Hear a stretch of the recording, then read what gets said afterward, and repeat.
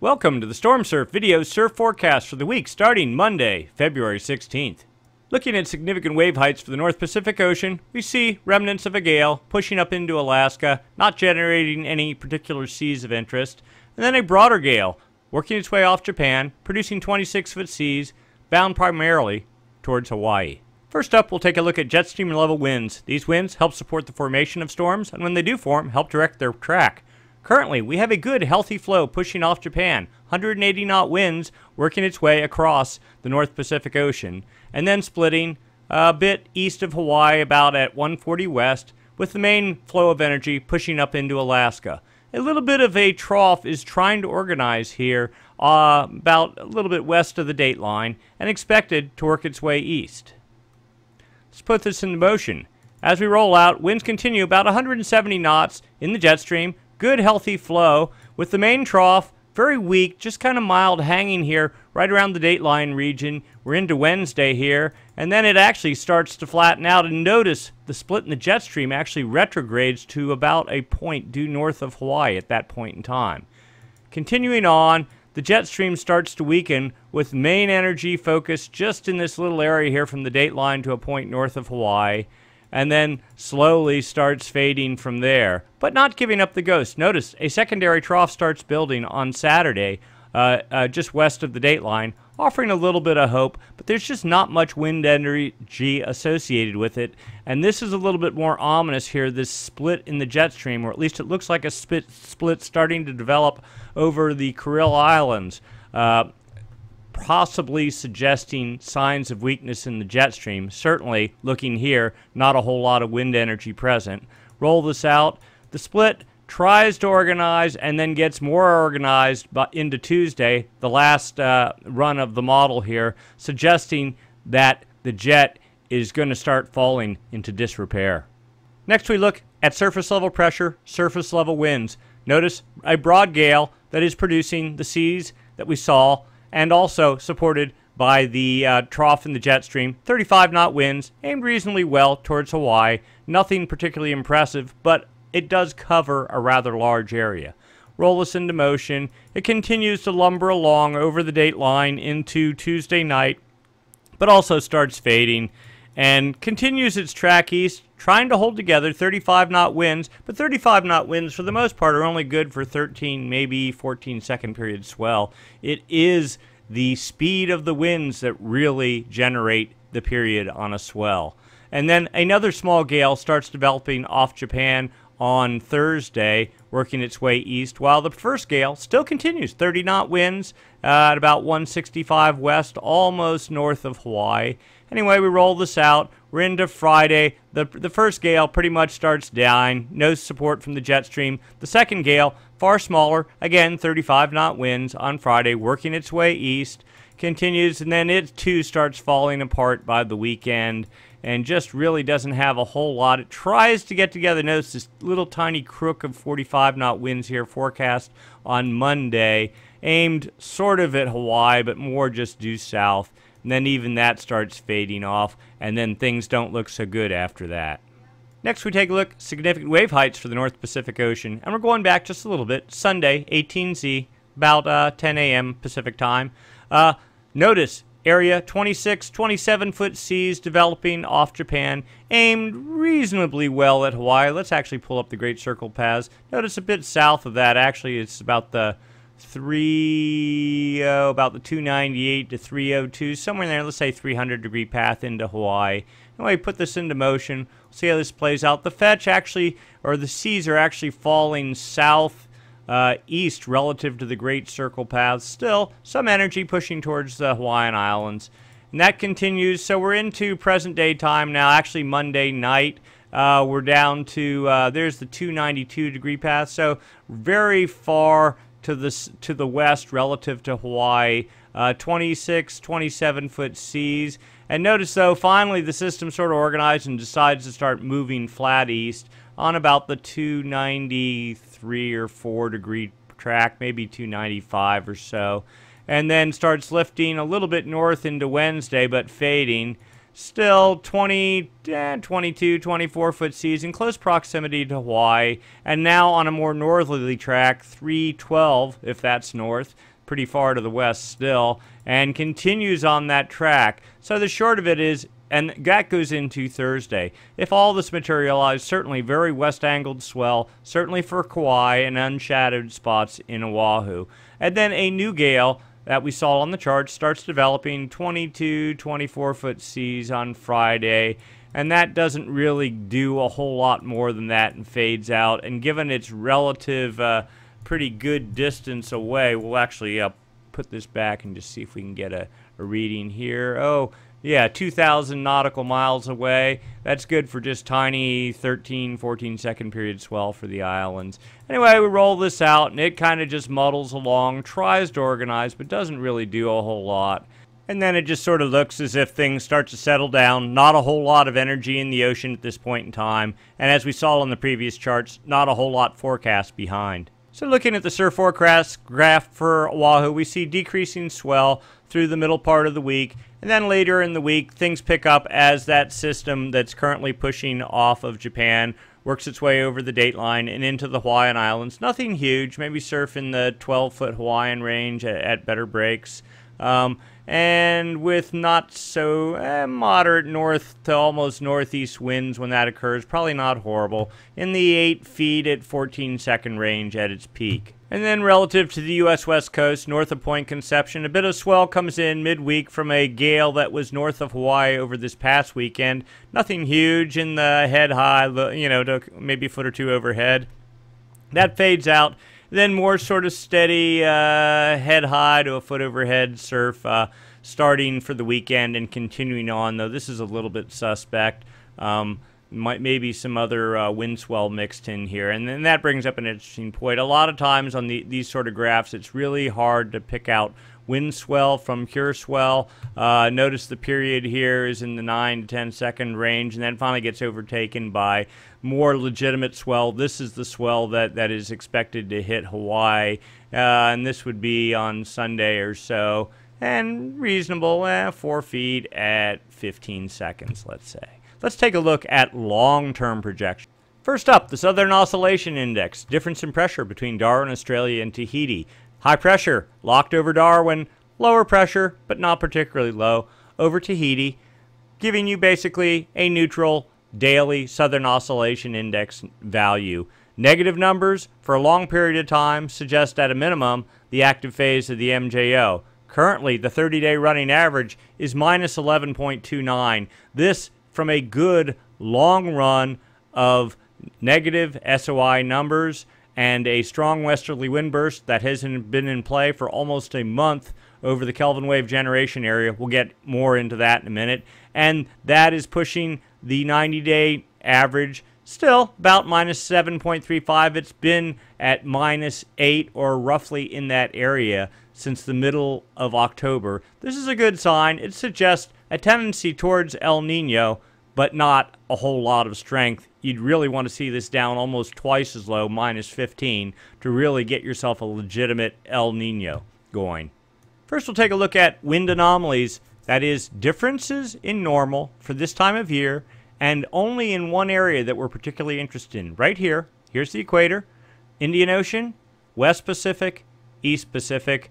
Right in this area, we call it the Kelvin wave generation area. This is where, if you have westerly anomalies, that is either calm winds or a complete reversal of trade winds in this area, and just a couple of degrees either side of the equator, you actually can take warm water that's in this area and it gets pushed to depth, forms a Kelvin wave, makes its way the whole way across the Pacific at depth, and then gurgles up off the Galapagos, starts warming surface waters in this area, and then they get caught up by the trades and pushed into the main area that is responsible for El Nino, which is right around in here. The interesting part about this, February 9th, is strong westerly anomalies were in evidence, and then they slowly, after the past couple of days, been slowly sort of working their way. Now you see all these westerly anomalies, but they're not on the equator. Here's the equator here. So this pocket here was the tail end of our westerly wind burst, and that has produced a Kelvin wave, and we'll get into that in a minute. So let's roll down here. Here's the current 16 February 16th image, still weak westerly anomalies projected in this area, and they're actually retrograding off to the west. It was more focused in this area earlier, and it seems to be sliding back this way. Still a little bit of westerly anomalies there. That's good. Every bit helps. Certainly not trades, certainly not easterly anomalies. That's what we're looking for. And then as we continue on into the East Pacific, we see pretty much just little pockets here of winds going one way or the other, but no whole-scale activity of any interest going on. Looking a week out, or February 24th, we see basically a slack wind pattern in the West Pacific. Again, this area that we're interested in is between about 140 and 160. You could go as far as maybe 135 and out to as far as 170, but just a couple degrees either side of the equator. Just not a whole lot going on. Things really slack off. And then as we go into the East Pacific, same deal. If anything, a little tendency towards easterly anomalies here south of Mexico. Just nothing really inspirational going on. So whatever was happening in terms of the Kelvin wave, it appears to be coming to an end. Here's a way to look at westerly anomalies over time. We've shown this chart before. So this is the entire globe stretched out onto one chart in a flat view. But really we're interested in about 140. So that'd be the West Pacific would be here. The East Pacific would be somewhere around here. Okay, and time January 17th. The reds and oranges are westerly anomalies. The blues are easterly anomalies. Notice a broad area of westerly anomalies set up in January. Actually, it had been starting even prior to that, but worked its way slowly retrograding until, here we go, right around February 4th, 5th or so. It peaked out, very strong westerly anomalies, and still to this day, there's still remnants of it hanging around, but the forecast looks for that to completely die out. So we've had a very good westerly wind burst. Let's see the effects down in the ocean. So ocean, cross-section of the ocean, West Pacific, East Pacific, absolute water temperatures, and this is depth, down 300 meters. Big pocket of warm water here, that's normal, and warm water flowing to the east, but it is the anomalies that are of most interest. And here we go, right under about, where's the date line? Right about there, okay? Oh, and these little X's are sensors that are embedded on the buoys that are on the anchor lines on buoys strung across the equatorial Pacific. And here we go, 3 degrees above normal centigrade temperatures. This is a Kelvin wave. This is the result of westerly anomalies. That's blowing west to east on the surface of the ocean, pushes warm water to depth, forms this pocket. Then that in turn works its way over about 2.5 to 3 months, the whole way into the East Pacific, gurgles up on the surface, then starts getting caught by the trades, works its way into the Nino 3.4 region, which is where you want warmer than normal waters to help support El Nino. This is another pulse in a long line of pulses, not a particularly huge one, but certainly not a weak one, pretty solid one at this point in time. And typically what happens is as these Kelvin waves work their way east, they actually build in strength, so we would not be surprised to see temperatures go up to 4 or even 5 degrees before they hit the surface. But that's 3 months out from now, so we're talking the February, March, April, May time frame or so. So that would get us on the far side of the spring unpredictability barrier, which typically runs Marchish into maybe late May or June, and that would set us up for a little warming here right as we come out of the spring unpredictability barrier, moving almost into summer. What we'd want to see, so this has no bearing on this winter. That's the point here we're trying to make. This is a later in 2015, maybe the precursor to the start of something, or at least the continuation of this Modoki El Nino. That is an El Nino that's sort of an El Nino, but not really an El Nino, or just a very weak El Nino. So this is the start of the first Kelvin wave for the 2015 season. Anyway, and you can view it here in another chart. This one has 1, 2, 3, 4, 5. 1, 2, 3, 4. It says here 4 to 4, let's say 4.5 degree, and that seems completely realistic. Again, these are models that are sort of taking some guesses. There is sensors right here though, so it's kind of interesting how one can say it's 4 degrees and this one says it's 3, but either way we'll go with it. Either way it's indicative Kelvin wave in flight. Notice these cool anomalies here. This is the tail end of the upwelling phase of a Kelvin wave that's all but gone now, and this warm water is all pushing towards the Galapagos Island, a good thing. Next up, let's take a look at surface ocean temperature anomalies. Differences in normal for this time of year for these locations. And again, we were talking about the Nino 3.4 region. That is between 120 and 170. Right here, you draw a little box like this, and you want to see warmer than normal temperatures in here. Certainly, we do see warmer than normal temperatures. Maybe half a degree, maybe 1 degree, but nothing over the top. If you want to see El Nino, you want to see, maybe 2 to 3 degree above normal temperatures in this region. So just for comparison's sake, here is the 2009-2010 El Nino. Notice the big difference between that image and this image. Lots of red suggestive of 2.5 degree anomalies, and again, between 120 and 170 fits the bill perfectly. That's El Nino. This is not. This is a very weak El Nino, if you want to call it that, a Modoki El Nino. But not bad. This is normal. Typically, you can get these kind of weak warm patterns. They go for a year, 2, 3, maybe even 4 years. And what they do is they help push energy into the jet stream, help build momentum. This is the start of what we think is a multi-year Modoki El Nino pattern. And typically, the Modoki El Ninos tend to culminate eventually in a real El Nino at some point. So this is a good sign. It's just not dramatic, and there's not a whole lot going on. And this winter hasn't had a whole lot of, it's had its moments, but there hasn't been anything really dramatic happening. And we don't expect it to happen at this point in time. If this thing were going to develop, it would have already done it in December. We're already off the backside of it. We're into February. It's maybe not going to disappear, but it's not going to build any stronger anytime soon. And here's another look down at the surface. Here's actual water temperatures, actual wind speeds. Notice actual westerly winds. These are not anomalies. These are actual westerly winds. And they were far stronger a couple of days ago and weeks ago in this area, in the Kelvin wave generation area. But they are backing off, as we can see. Here's anomalies. Again, still anomalous westerly winds and water temperatures. Half a degree above normal, 1 degree in this area. This is near where the westerly anomalies were. This is where water is sinking to depth and helping to fuel development of our Kelvin wave. But nothing particularly interesting going on at this point in time. Let's look further out. MJO, outgoing long wave radiation forecasts. This is the statistic model. The blues are the areas of less sun reflection off the ocean surface, meaning clouds, meaning the active phase of the MJO, meaning westerly winds. Currently a weak active phase in play and expected to hold and slowly fade per this model over the next 2 weeks while the inactive phase works its way from the Indian Ocean into the West Pacific. And of course, when the inactive phase works its way in, that sets up perhaps easterly anomalies, which are stronger than normal trades, and then that's the end of Kelvin wave generation. But the dynamic model shows a different picture.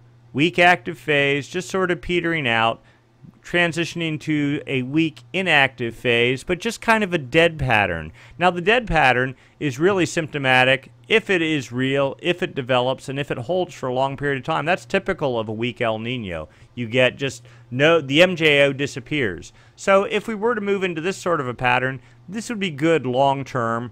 If we move into this pattern here where you have regular active, inactive phase, then that's sort of suggestive of just a normal atmospheric pattern, not really influenced by El Nino. So we'll have to see which one of these plays out. Now, the interesting thing is this is the upper level model. Greens suggest areas of enhanced precipitation or support for precipitation down at the surface. And this recently just developed.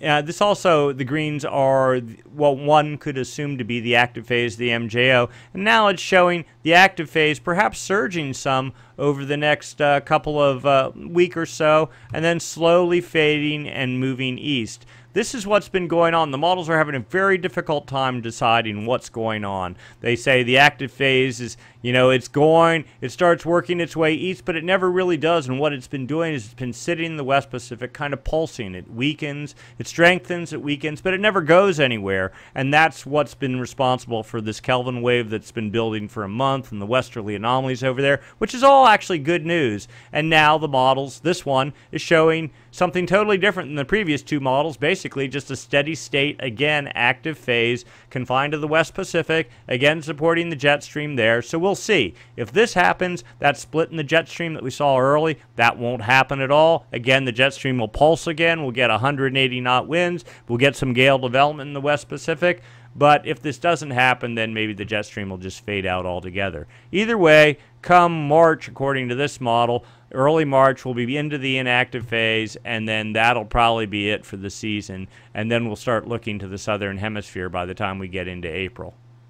So we're trying to decide whether El Nino is going to wake up, materialize or not, or just sort of go like things have been going. This is the Southern Oscillation Index. Just to put things in historical perspective, here we go. In January of last year, the SOI took a major dive negative, major westerly wind bursts. We thought we were going into a major El Nino. It did not happen. Things rebounded. And now we've just been sort of muddling along here in, weak negative SOI territory. And the MJO has been steadily weakly active, and we've had a consistent pattern of westerly wind bursts and Kelvin waves being generated, and light warming in the Nino 3.4 region, all suggestive of the Modoki El Nino pattern. And here's yet another view. The Nino 3.4 region, this is temperatures average just over that area that we were talking about, 120 west to 170 and a couple degrees either side of the equator.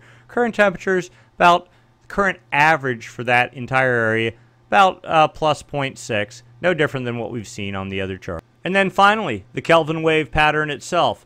In early 2014, massive Kelvin wave associated with that massive downward spike in the Southern Oscillation Index.